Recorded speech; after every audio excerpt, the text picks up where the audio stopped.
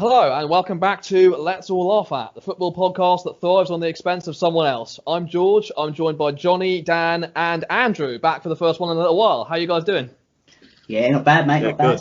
Good. Awesome. So yeah, what a week it's been. Obviously final day of the championship season yesterday. We'll get to that very, very shortly. But we'll start first and foremost with the FA Cup, and particularly your team in particular, Johnny. I mean, I suppose we'll get to the result we had shortly after that, but we'll start with the good news first. I mean, what a win for you guys! It surprised me a lot in the end. It was a lot more convincing than the Liverpool win. I think it's fair to say in the end. Yeah, it was. It was just a brilliant performance. I wasn't expecting it, to beat Liverpool and City in the same week. If you'd have told me that start of last week, I'd have probably laughed at you, to be honest. But we probably deserved it. There aren't many teams who could only. City had one shot on target the whole game, so I mean that says a lot about how good we defended. Which again, David Luiz played well. It was amazing. I couldn't believe it. But yeah, it was good. It's brilliant. And if we beat Chelsea next week, then I will say we've had a very, very good season. Yeah, for sure. I mean, Andrew, is it? I mean, Johnny mentioned about the City only having one shot on target. Is it a case that Arsenal was so good, or actually defensively good and able to shut them out, or is it just a case that City have really? I mean, let's face it. I mean, they've won the League Cup, but they've really blown their only chance at really salvaging the season with the FA Cup, and it's. Yeah, City have been a strange team this year. Sometimes you watch them and you think you're watching football perfection, and then sometimes you watch them and you're like, are they all that? But yeah, I mean, Arsenal took their chances at the right times. So Aubameyang, I think he's doing everything he can to get as much on his contract as he can, basically, at the moment.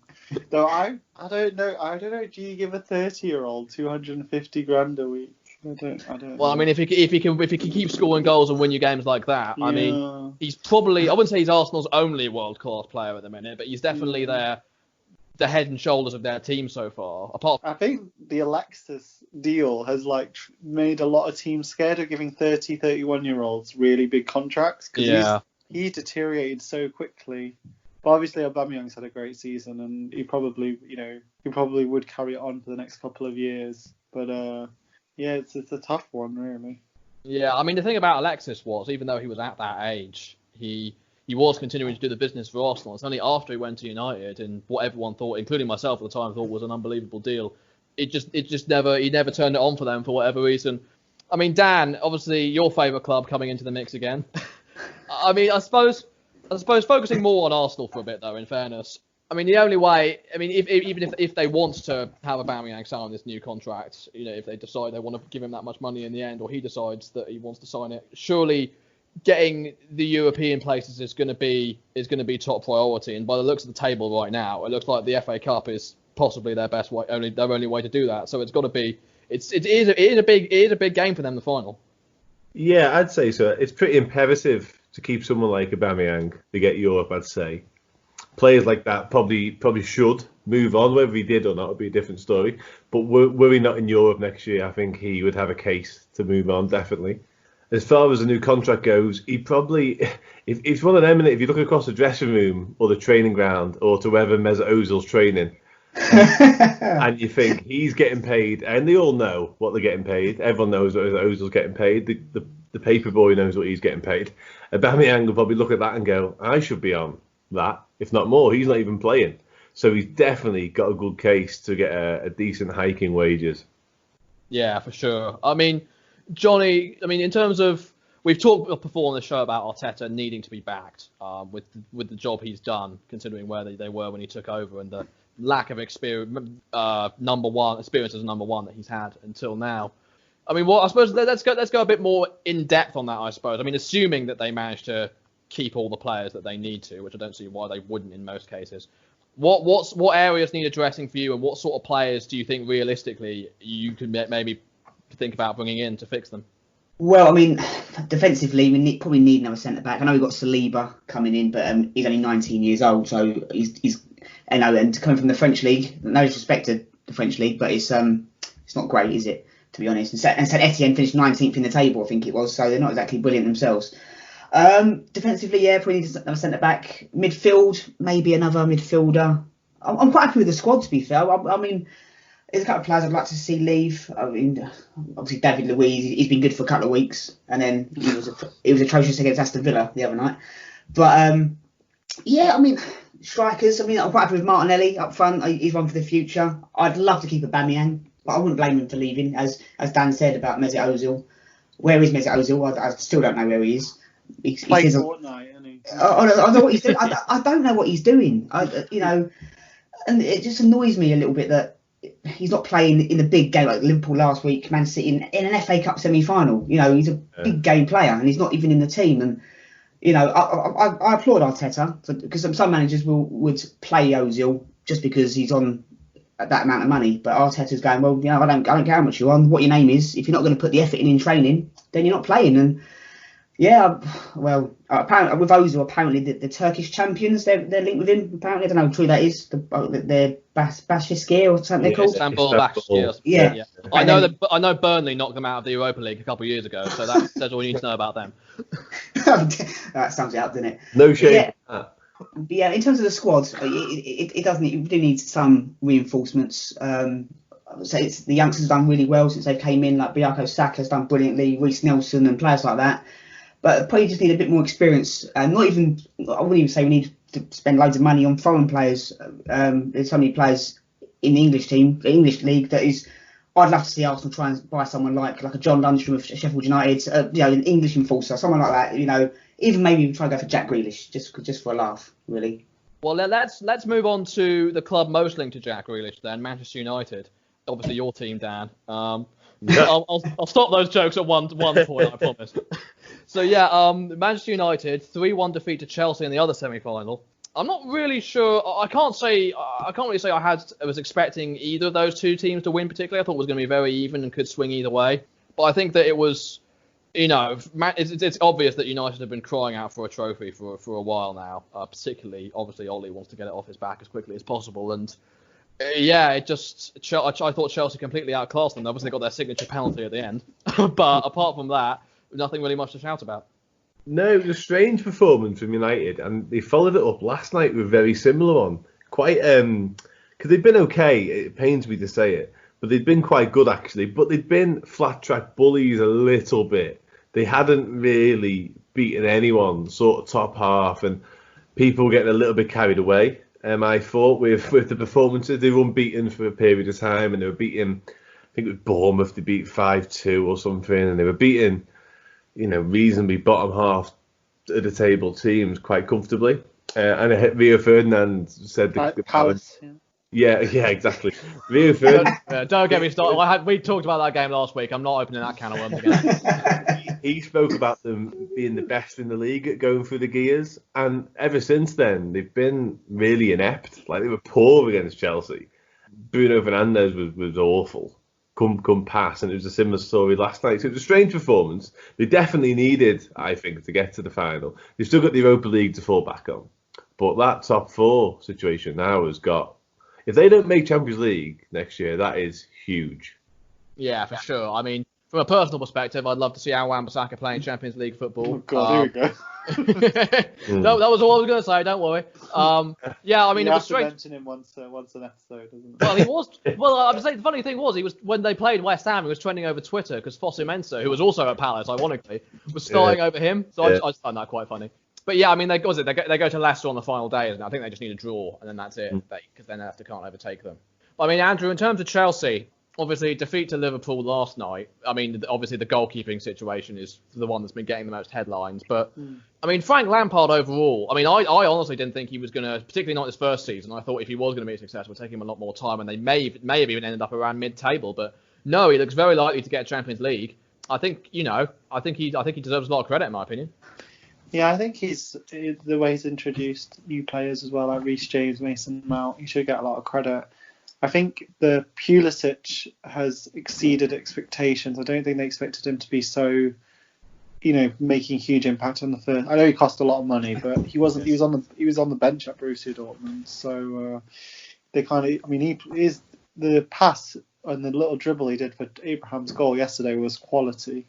But I think Chelsea generally. I think they're probably. I mean, they're a bit surprised by how well Olivier Giroud's playing at the moment because he's found his shooting boots again. I think he's struggled since that World Cup. But yeah, I think they'll be very happy because especially if they had the transfer ban and they got Timo Werner and Ziyech coming in. Their big issue is defensively. They need some better centre backs and better full backs, especially left back. I think Emerson and Marcus Alonso are too cavalier. Yep. So and yeah, Kepa's got chocolate wrists, hasn't he? So they need to get another goal. Yeah. I mean, I watched the Liverpool. Oh, well, I didn't watch the game, but I watched the goal, the Alexander Arnold's free kick. People were saying it was identical to the one against us, but no, it wasn't identical because Hennessy actually moves to catch that one. Yeah. Yeah. I was talking with George Priestman about it on Twitter, and it's like, yeah, we'll gladly trade you. You know, you can have Hennessy instead. We'll take Kepa.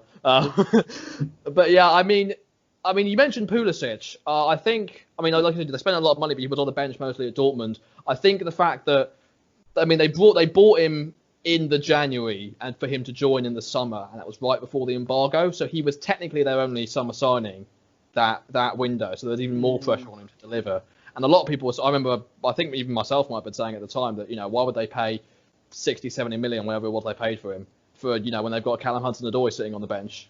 But, you're looking at how the two... Hudson-Odoi has been yeah, exactly. He needs to go on loan to rebuild himself, I reckon. He's been... Yeah, I'd happily take him. But, they gave him all that money to ward off Bayern, and since then he's just sort of... Yeah, he was brilliant at the time, though, wasn't he? When the Bayern interest was around, he was phenomenal. Yeah, that's the ironic thing is, we have a manager, Sarri got criticised a lot before for not playing the youngsters enough. And then Lampard comes in and does play them, and all of a sudden Hudson-Odoi dips. So it's almost like, what more can you do? Yeah. You can't really pin the blame on anyone else. But yeah, certainly an interesting season for the both of them. Yeah, I think as well with Lampard, for me, he's so well spoken, so he's going to get more time. He's also probably with Terry and Drogba, the best players in Chelsea's history.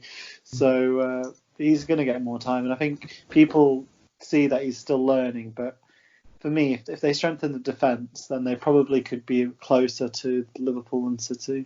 Well, yeah, I think the signings that they've made, the likes of Werner and Ziyech, are very much pushing them in that direction. And I think if they can just shore up their defence, like you said, I think they've got, even though Liverpool and City have just been so far ahead this season, or at least Liverpool have, but I think City will get back more into first gear next season. I hope they do anyways, for the sake of the title race.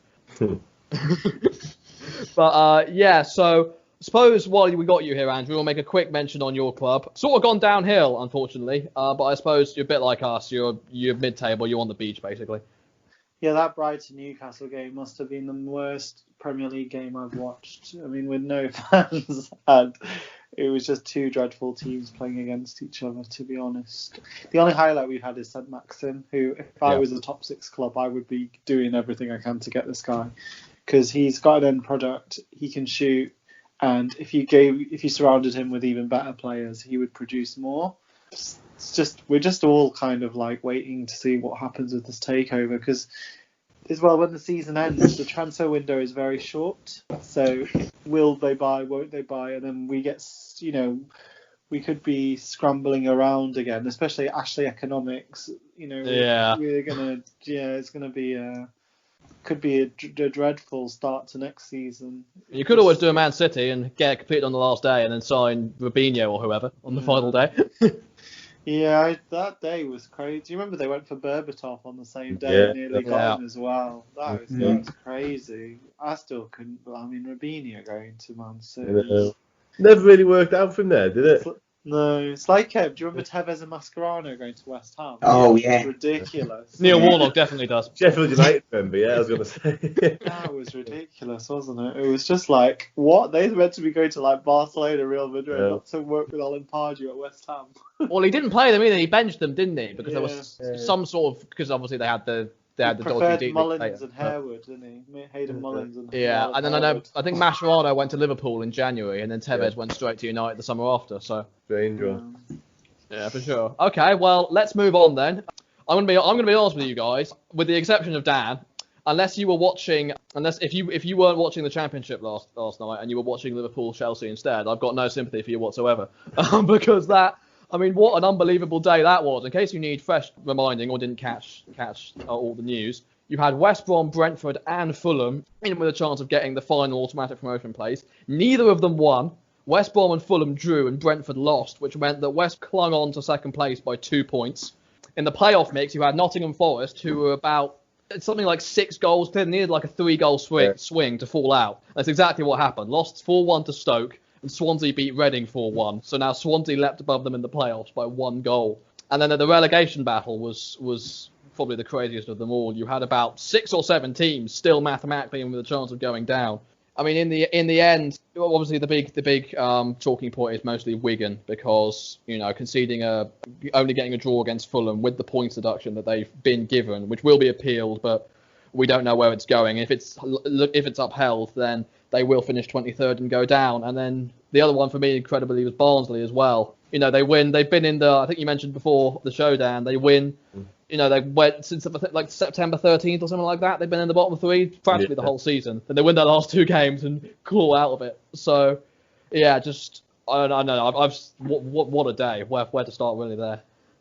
Yeah, it was crazy. It was. I mean, I actually fell asleep last night. I didn't watch any football, to be honest. I must admit, I was absolutely knackered, and I woke up in the morning and thought, what are the results? And it's what a league that is, Championship. I mean, it's just a crazy league. And the only sad thing is we're gonna have a season of West Brom in the Premier League. I'm sick and tired of West Brom in the Premier League. They're a good Championship side, and they get promoted, and they do absolutely sod all. And it's just, I thought, they're promoted again. That's 6 points. We'll probably lose next season to them anyway, because we hate the Hawthorns as it is. But it's an incredible league. The relegation zone is, well, that was just different level, wasn't it? I mean, I felt a bit sorry for Charlton. I mean, they've been in the relegation zone one week, whole season, 1 week in the whole season, and it's the final day. It's just, well, what can you say? It's just a crazy league, and it is just anyone can beat anyone on their day. It doesn't matter if you're first or last. It's a free for all, isn't it? Yeah, it definitely is. The Championship mental. It has been for a few years. It's obviously not as good in terms of quality as the Premier League. We all know that, but in terms of a spectacle, I think it's certainly on par with the Premier League. But yeah, last night was just bizarre. I was made up for Swansea, as I mentioned earlier, made up for them. Ryan Brewster scored an absolute worldie. Don't know if anyone's seen it. 40 yards out, top corner.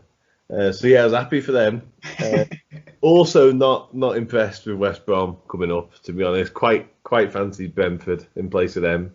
Although West Brom's more local to me, it's not another London trip I have to do. But yeah, they're just a bit of a nothing club, West Brom, in my opinion. I like Slaven Bilic. I think I don't mind Bilic. He's a good character. I can get on board with him. Outside of that, though, I'm not sure. Yes, just a bit of a yo-yo, nothing happens club. But yeah, and as for the relegation zone, mental. Felt sorry for Wigan, I think, more than anyone else, just because of the circumstances surrounding it, obviously. And what a mess Hull are, by the way. Hull were like safe. They were near playoffs at one point, and they are an absolute shambles. Yeah, ever since crazy. 3 recent Premier League, Wigan, Hull, and Charlton all had like quite recent stays in the Premier League. Charlton's a bit ago, but all of them are going down. It's quite. Hull were in an FA Cup final not long ago. Yeah, they were against us. Yeah. The Aaron Ramsey game, isn't it? Yeah. James Chester and Curtis Davis. Oh, yeah. Jesus. But it's crazy. Like, you think, especially with the parachute payments, these clubs coming down should be able to bridge that, but clearly it's not really working. No. I think the wages eclipse it, don't they? Well, Sunderland as well are in League One for another year. So. Yeah. Just casually slip that in there. Yeah. Sunderland Till I Die season 3. I can't wait for that on Netflix. Yeah. It'll only be about half the episodes, surely, because most of the fixtures have ended up cancelled. The best thing about that show was the Will Grigg transfer. I don't know if you guys saw it. Yeah. The manager wanted to only pay 1.5 million. Oh yeah. The chairman went over him and said, "Okay, yeah, let's pay 4 million." He turned out to be the worst signing in Sunderland's history. It's just like 4 million for a League One player, and it's just crazy. That was from Wigan, wasn't it? And when they signed him originally, not in this show, obviously, I thought he'd score bags full in League One, but it never happened, did it? He just had a really good song, didn't he, when Northern Ireland? Yeah. I don't think he even played in the Euros. Not a single minute. No, not a single minute. Well, yeah. I mean, we all know the scandal that's gone on at Wigan. I think parachute payments or no parachute payments. There's not that they've had parachute. I mean, they've got 20. I think it was 2013 they got relegated, so they've long, or whatever payments they had are long gone since. But even if they were still there, I'm not sure there's much that can save you when you're being used essentially being used for a bet is what ended up happening. Yeah. To run though, that it's a rugby town. Obviously, I'm half local to it. It's a rugby town. There's not really a football following up there. It's a really difficult. To make money owning that club is impossible. They had Dave Whelan. It's a horrible stadium. I've been it's horrible stadium. It was bankrolled for a long time by Dave Whelan, and once he walked away, there was very unlikely to be anybody willing to do that. And this is what's happened. Yeah. I think it's a shame for Wigan because even the stadium they have can hold a lot of people, but even when they're in the Premier League, they just couldn't fill it because you also have United, you have City just down the road, you have Liverpool not too far from you. There's so many other clubs you can go and support. Yeah. So why would you go to Wigan of all of those? And like you said, when it's not even the biggest town, it's not even a football town. So I mean, they still have an FA Cup and we don't. So there you go. But yeah, I mean, in terms of briefly on West Brom's personally one of my favourite away days in the Premier League. Number one, because it's one of the only ones I can do, because I live in the West Country, so it's only about an hour or so drive from me. And number two, the curry they do there as well is excellent. There's this one bar we always go to that does like curry and grilled meats. Next door to the ground. Yeah. I think, just about 5-10 minute walk across the railway line. Yeah. Driving to West Brom makes me feel grateful for where I live, to be honest. Not the nicest area. It's easy to get to because it's just easy to get to, just not. I don't know. I just don't. Yeah. Really? I think I prefer going to Fulham than West Brom. Yeah, well, I mean, the other ones I feel sorry for, even at the other end of the table, is Brentford. I mean, literally just one win they needed against Stoke and Barnsley, like two or like bottom and fourth or fifth bottom or whatever Stoke were at the time, relegation candidates basically, and they blew it both times. I mean that last game they're moving out of Griffin Park after the playoffs into this new stadium, which I'm not really a fan of. To be honest, I don't like the seating that they've done there. I think it looks really. Do they have enough fans for this new stadium? I'll be honest, I've never met a Brentford fan, and I lived in London for 2 years, so just. Well, you've got Chelsea, Fulham, and even QPR. Yeah, Chelsea, Fulham, QPR. I've met QPR fans and Fulham fans. The only Brentford fan I don't know her, is Natalie Sawyer. She's a Brentford fan. Yeah, exactly. That's the only person I know. Natalie Sawyer. That's it. The Sawyer family, they must fill it. Yeah. Well, fans or no fans, they've had such a brilliant chance of getting to the Premier League. Yeah. Some great players. Ben Rama, I think, is unbelievable. Far too good for the Championship, in my opinion. I wish we actually had a chance of getting him, but if they don't go up, I think he's pretty much dead on to go to Chelsea. Mm-hmm. Ollie Watkins is the other one, isn't he? Ollie Watkins, yeah, we would think of him for a long time as well, but I don't think we'll be able to afford him now. I think they'll be likely to go up, and I think either we'll miss out, they'll go up or someone else will buy him, which is a shame because I think the two of them, Watkins and Ben Rama, would be great for us, especially since we need a winger. But yeah, either way, it's a tough one for them to take because, like I said, it's just one more win would have done it. And now I think they're probably still favourites to win the playoffs. But even then, with no fans in the ground, it's probably not as magical as it could be. Yeah, no, I do feel sorry for Brentford. So they've been superb all season. And there's two things that have upset me about Championship. Brentford haven't come up, and Stoke survived, because I hate Stoke. they survived. They was down there for so long. I was thinking, please get relegated and go into the abyss. And I was got Heath Miver again. But unfortunately, they stay. Yeah, I'm not a fan of Stoke in the slightest. Well, I think they've got a good chance of promotion next season. Yeah, they look good at the minute, Stoke. I really rate Michael O'Neill as a manager. I think he's a top manager, and I don't think he'd look out of place in the Premier League at all. And I think Stoke will have a really good chance of going up next season. Oh, I hope not. I hate the Britannia. I hate the Britannia. I've been there. It's not a nice ground. I went there the day. High, isn't it? It's a nightmare to get away from as well. Manager, and you need binoculars for most of the games. All the wind as well. Yeah, I went there at the end of the season when they got relegated. The game where we relegated them, last away game of the season. Stoke is the one team we always seem to do well against. We always beat them at least once a season. Had some great results against them, and I really loved the day itself because it was just being able to win in the May sunshine. It was just, I always loved the last away day of the season. I've been to Stoke and Cardiff now. I've been to that have been relegated there, and it's not always fun on the other side. But Cardiff did well to get into the playoffs, didn't they? I mean, they were mid-table, but they've suddenly managed to climb up and done pretty well. Considering they obviously Warnock left, didn't he, halfway through? Yeah, they have a particular brand of football, it seems, at Cardiff all the time. I remember the last time they came to the Premier League, they were quite similar. They were quite combative and like quite in your face sort of thing. I think they had that guy Medell. Do you remember him? The Chilean. I remember him. He got booked every game, didn't he? He was horrible. He was a horrible footballer. But that's how they seem to have it for years now. It probably stems from Neil Warnock first time round. But it seems to work for them because they're always there or thereabouts to coming back into the Premier League recently. Yeah, I mean, I've got to be honest. I've been to Cardiff a couple of times because it's against one of the only grounds that's near me. I've never enjoyed being in that away end. It's not been a very nice. I mean, it's gotten a bit better over the years, particularly in the Championship days. It just wasn't a very nice place to be in. The fans weren't really that very pleasant. Swansea was a lot better, I thought, which I know, goodbye all our Cardiff subscribers after I've said that. But I mean, there's a very good chance it could be a South Wales derby in the playoff final as well. So, that'll be interesting for sure. No fans in the stadium though. Rhian Brewster, I think, you mentioned, he's on fire at the moment. He's probably the one to watch in the playoffs. Yeah, I'd say so. Definitely. Apart from the people we mentioned for Brentford, probably I'd say that those three could be the ones to do it. It's often not the team that finishes third that make it in the end. I mean, Brentford are favourites, I quite agree, but it often isn't for whatever reason. The disappointment, particularly the way Brentford have done it, the disappointment of missing out could affect them in the semi-finals now.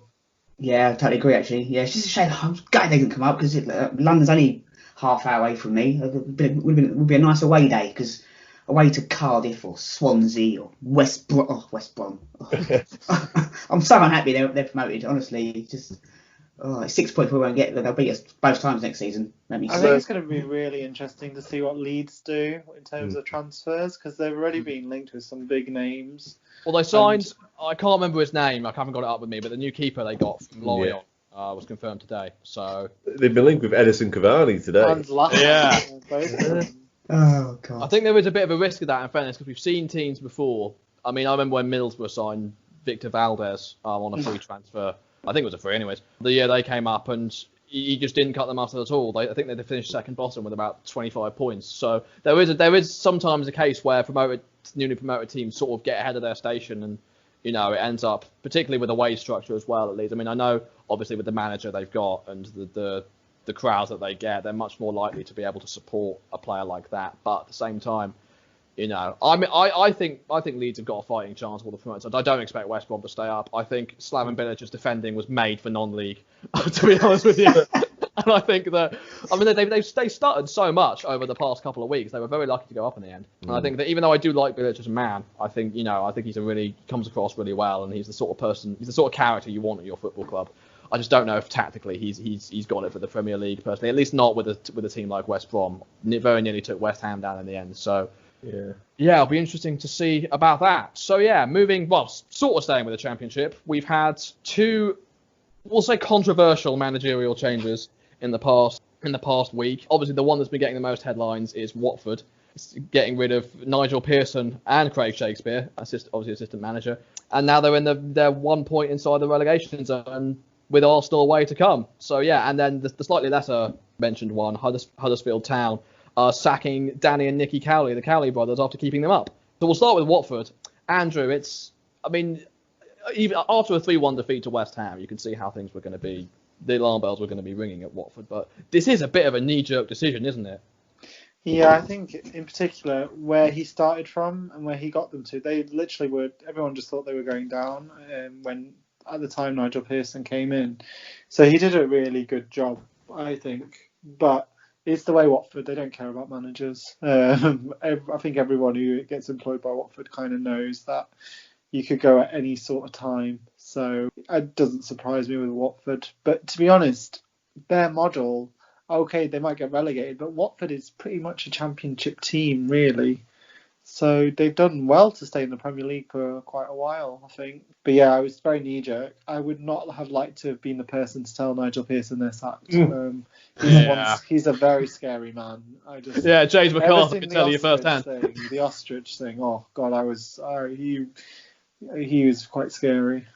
Yeah, for sure. I mean, I have spoken to some Watford fans, and a lot of them weren't happy with Pearson's tactics. But even if that was the case, surely with only 2 games to go, you're just outside the relegation zone. Surely you stick with him for at least those 2 games, and then once you're safe, or even if you do get relegated, you make the decision then, and you decide which direction you're going. To get rid of them with 2 games to go, and like we said now, with Villa beating Arsenal to live themselves out of the relegation zone, it's looking very likely that they'll go down, because even though Arsenal weren't the best against Villa, I do expect them to pull something. I do expect them to beat Watford on the final day, to be honest.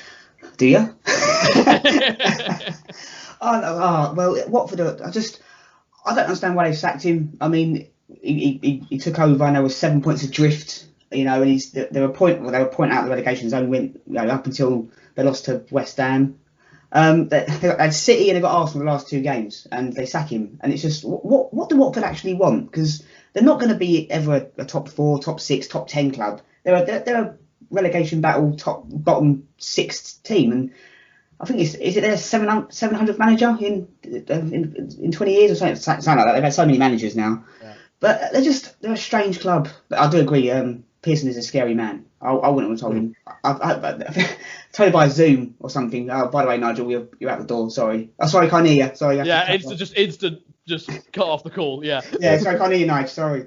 They're a strange club, Watford, and I don't mind Watford as a club. I quite like them when they play football, but I've got no sympathy if they get relegated now. I feel sorry for the fans because everyone's going to suffer, but the club itself, run by Pozzo, the Italian. I've no sympathy if they go down, because Pearson, he's not everyone's cup of tea. His tactics aren't particularly great, but to lead them to just outside the relegation zone and then to sack him with 2 really hard games coming up, it's a bit out of order, I think.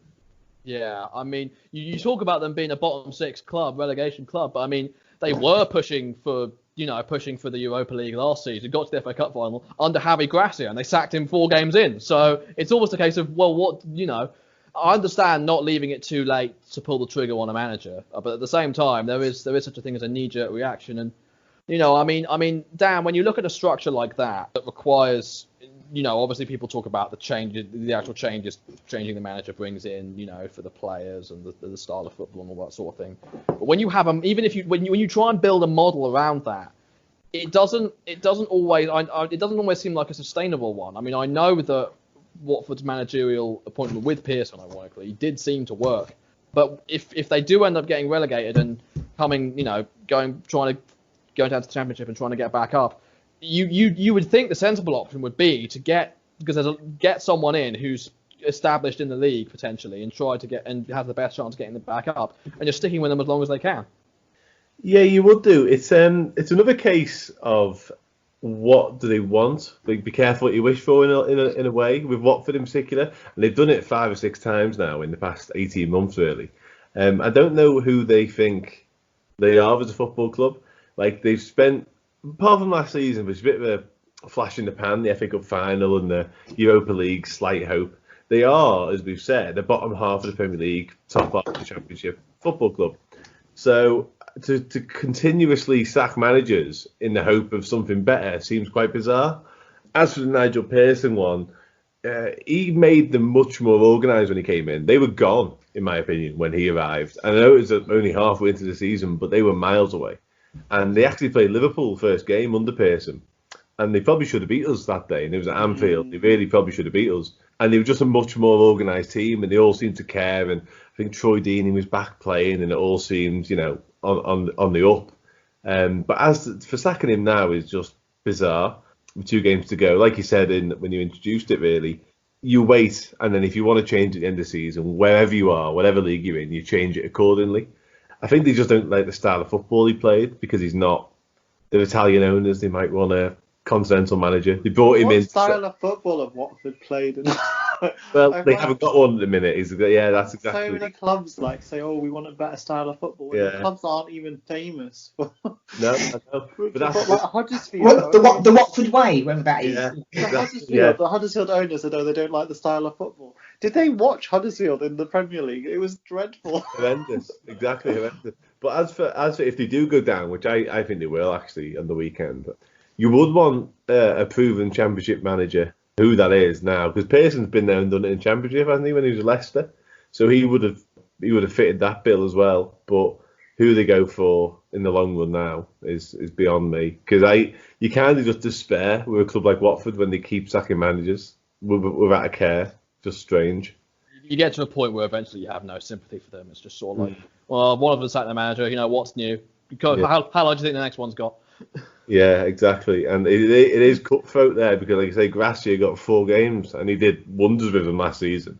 The season they went up, they had 3 or 4 managers. I remember they had one guy, Jukanovic, then they had a caretaker for a bit, then they got another manager. It is weird. And then Jukanovic went at the end of the season after they went up. Yeah. It might be it's an Italian owner thing because you remember Leeds before they settled on Bielsa. Their previous owner, Cellino, worse. Yeah, it was worse than Watford. There was one a week at one point there. It was mental. It might be an Italian thing. If they don't like it, they don't get on with them. Whatever it may be, he's gone, and that's it. Never to be seen again. Mafia style. Yeah. Considering my club holds the record for the quickest sacking of any Premier League club, I'm not really sure I'm in much of a position to comment. In fairness, who was that?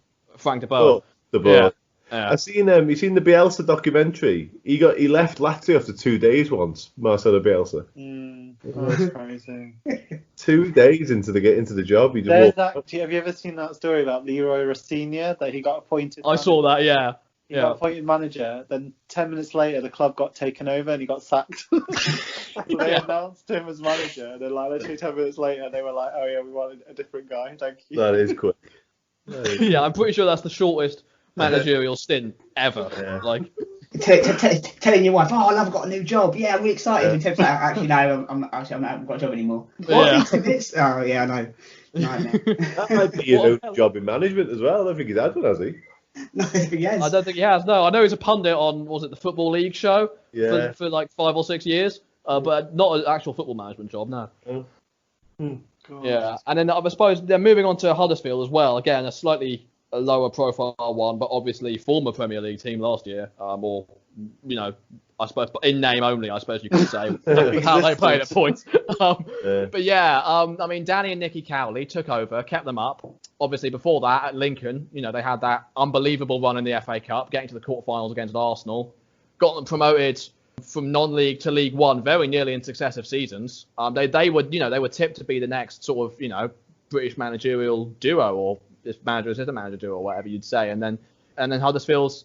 I mean, there's a point they've appointed. I forget his name, but it's the Leeds assistant manager they've appointed as a replacement. Who could do well, in fairness, because he has had that experience under Bielsa for a while now. But it was an out of nowhere decision for me. I just remember seeing it. I was like, it was shortly after Watford as well. I was like, what the hell is happening with managers today? Yeah, they just secured safety, hadn't they? I think the game before, did they win 3-1, and then they sacked him 2 days later, or them rather 2 days later. Bizarre. Another one like Watford though. They hired that Jan Seawart, didn't they? The German. Oh Jesus, he's terrible. They'll go and get the Borussia Dortmund under-12s manager to manage them, probably. Right? Yeah, that's it. What do they want again? What do these clubs want? Like? Yeah, I think they might. Klopp, isn't it? That's what everyone wants. I think the thing with Huddersfield, with the signings they made, I mean, they signed Colin Grant from Charlton before they got relegated. And essentially, they were accepting that they were going down. They weren't going to stay up, and they were essentially planning for next year. I thought that was they were basically banking on going straight back up the next season. And when he'd only won one, I think it was 1 win in 8 or something like that, and they were bottom of the table. They just thought, well, we can't risk having 2 successive relegations. So I can understand why they got rid of Seawart. Yeah. But then again, keeping with Cowley, keeping them up, and they're young managers as well. They've got a lot of time to learn and grow. And Huddersfield, who are who have I say potential to be a mid-table championship club. That's probably about where they should be.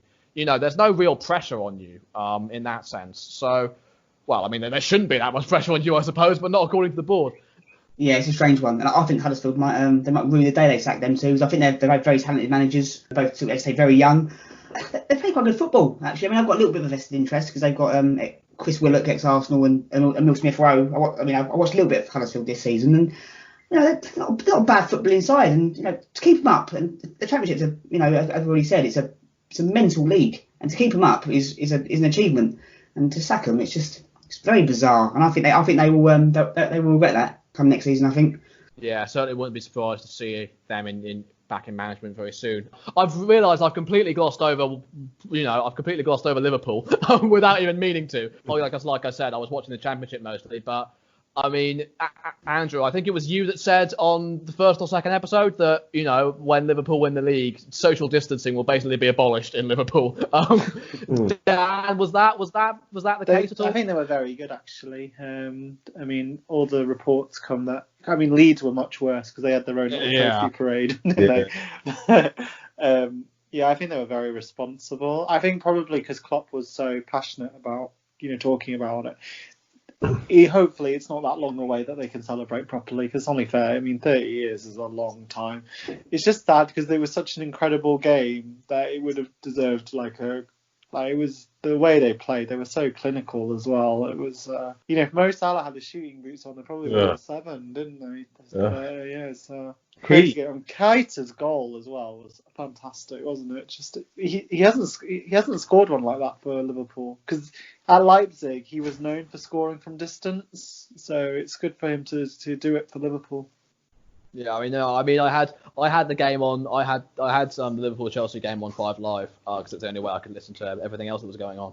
And the commentator was basically saying that Naby Keita needs to do more at Liverpool, and then 5 minutes later he goes up and scores that. I thought it was quite funny.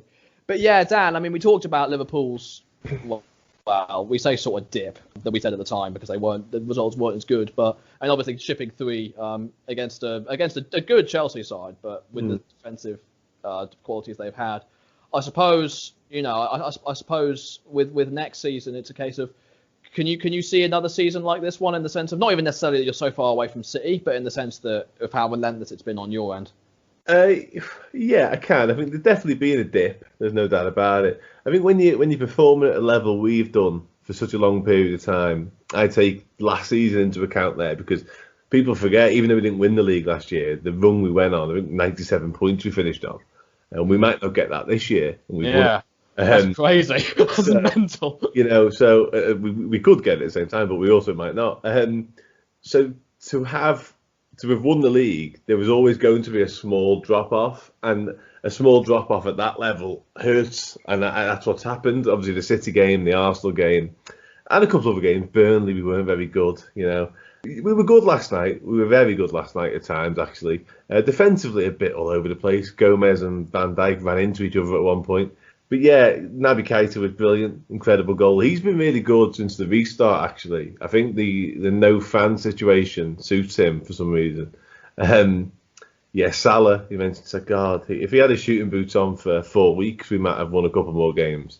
Really frustrating watch. He's always involved. He's always in the right places, but for some reason, sometimes he just can't finish at all. And that's bizarre to say when he scored the amount of goals he has in the past 3 seasons. But honestly, he's the case all the time. He could get 4 or 5 a game sometimes, and he walks away with 1. He's quite a frustrating watch. His positioning is incredible. That's the thing, because he gets into these positions. Like, loads of players don't get into as many positions as he does. But like you said, he has been quite wasteful.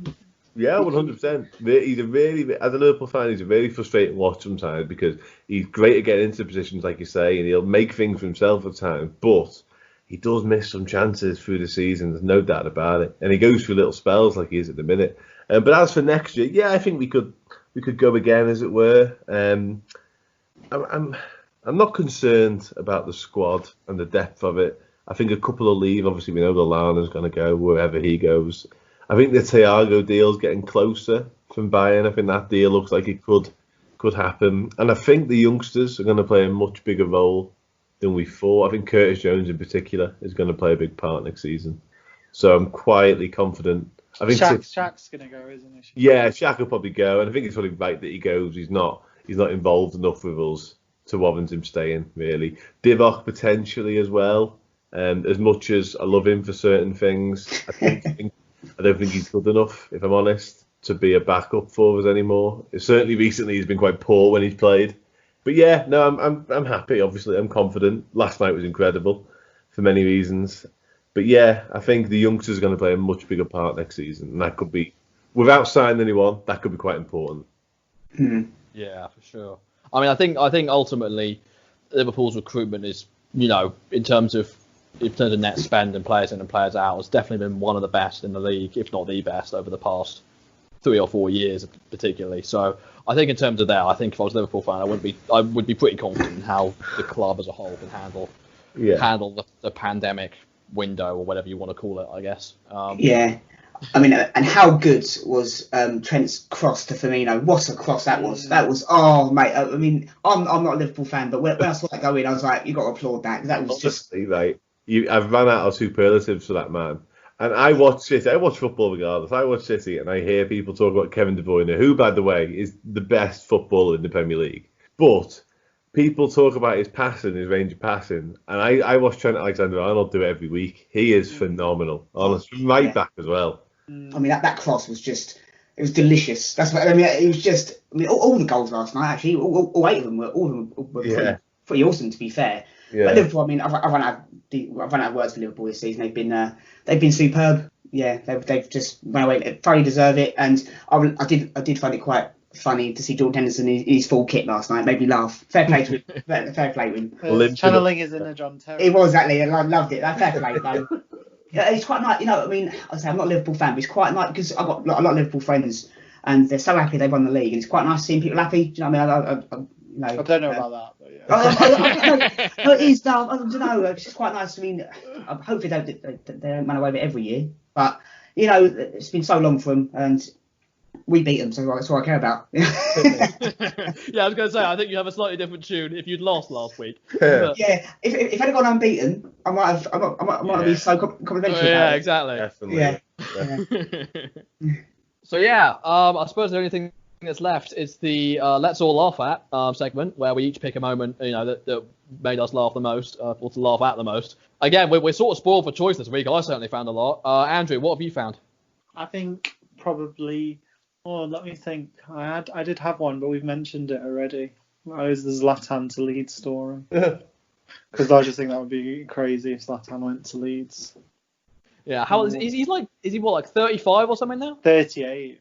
Yeah, 30. Bloody hell! He's such a good character, though, isn't he? He is. And to be fair, we also the way he talks. It's just yeah. I mean, he's a great footballer. I mean, in England, we didn't really appreciate him until the game, I think, where Sweden, was it 4-4 between England and Sweden? He scored. That was ridiculous. That's unbelievable. Which ended Ryan Shawcross's international career. That's a shame, isn't it? That was, I mean, we didn't appreciate him really until that, and I think he destroyed Arsenal one game as well. I remember at the Emirates as well, and everyone was like, yeah, you can see why everyone loves him. I mean, I suppose we'll move on to you, Johnny, after that.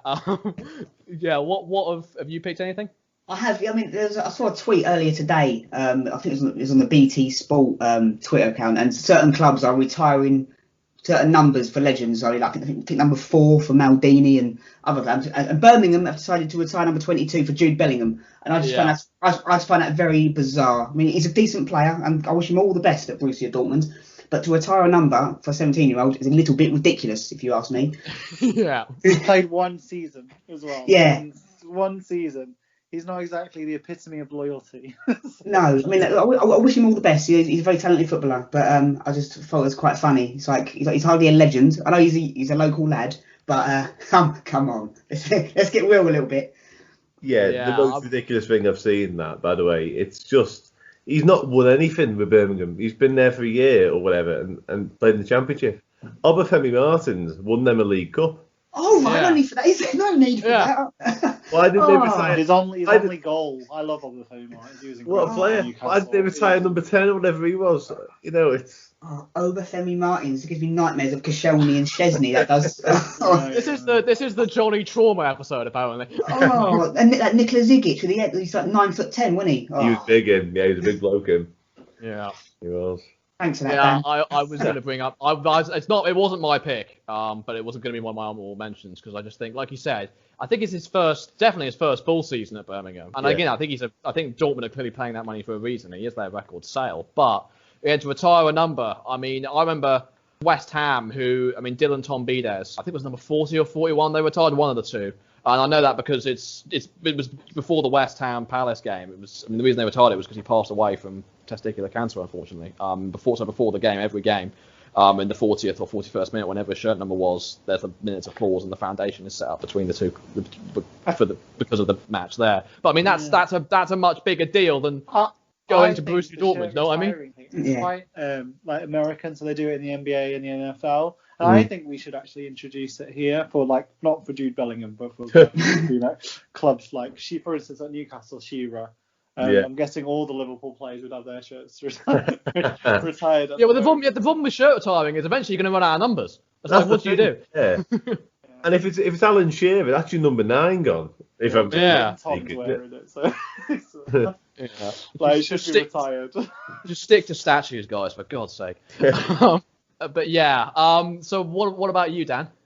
I've got a couple. One is too much of a vested interest. I'll quickly mention it in passing. Frank Lampard's rant last night. And what was his problem? How can he talk about arrogance when last year he celebrated the playoff semi-final victory like he'd won the World Cup against Derby? It was bizarre. With binoculars and all that. Yeah, he really went to town, didn't he? And they won nothing in the end. And he had a go at us for winning one league on the touchline when we've won 19, and Jurgen Klopp's won 3 himself. It was just bizarre. But anyway, that isn't it. It's John Moss's boots. Oh God! Oh God! I saw that.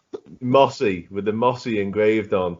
Now that is wrong on all levels. That is. Not only is he the worst ref in the Premier League. Let's be honest, he's horrendous. Who does he think he is? Like, who does he think he is to have that engraved on the side of his football boots or refereeing boots, whatever they may be?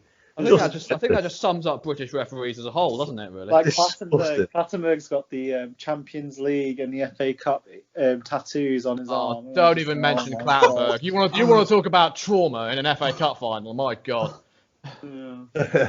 Yeah, just that knocked me physically sick when I seen that. I can't stand the man to begin with. I think Mike Dean is the worst, personally. Do you? Yeah. Yeah, I'm not a fan. He's a bit of a showman, Mike Dean. I don't like that about him. He likes it to be about him. Yeah, have you ever seen the Aguero goal? They show the bit where he runs, and it's so funny. It's like celebrating. It's like he's enjoyed himself. He passed the ball to Aguero. Yeah. He does like to be involved, but then if you look at him at the Tranmere game, he's quite a passionate man, isn't he? So he was in the away end at the playoffs, wasn't he? Yeah, that's right. He really went for it. He was front and centre, if you like. Yeah, he's a passionate fella. Yeah. So for my moment, I've gone for a much simpler one. I've just gone for Charlton Athletic. The entire club, like board players, Lyle Taylor in particular, has given me a lot of a laugh. Who obviously left them before the season ended, and it's just, the whole. What more is there to say about that club? I'll be honest. I don't ever want to see any club go under. Not even Brighton. But the stuff they've done. I'm not even just talking about 2005, obviously, where they relegated us. But when we were in administration, they were pointing and laughing at us purely because we were in a lower division than us.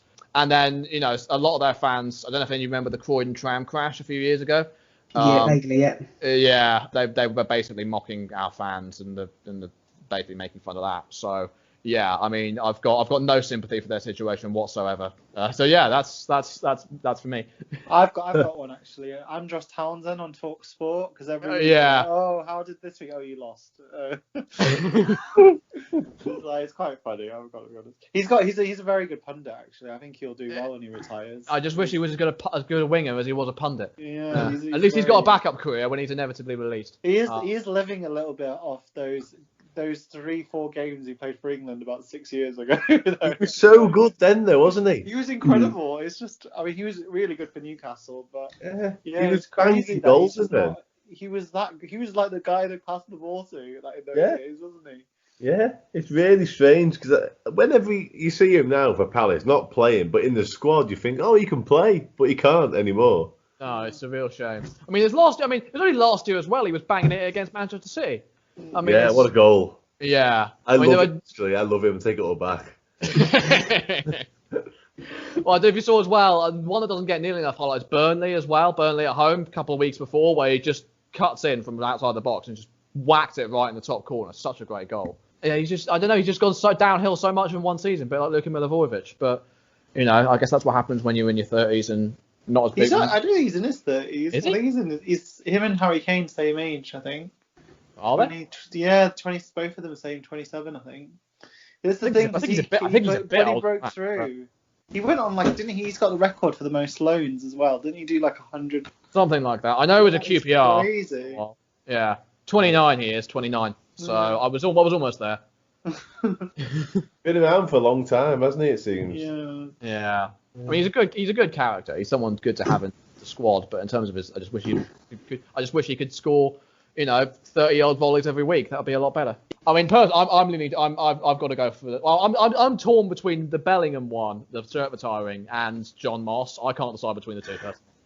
Yeah, it's a difficult one actually. Yeah, Mossy one. That's it's difficult. I mean, it made me feel physically sick. Mossy. I was like, if it was Pierluigi Collina who'd done it, he'd go, he's a top referee. That man, yeah, go on, then you can have whatever you want. But Mossy is a disgrace. Actually, it's a disgrace. Yeah. I've got to vote for Bellingham though, because that really hurt me seeing that today. I must admit, like you said, the retiring the shirt number should be for special players or for special reasons. Yeah. Not because you've sold a young kid to Dortmund.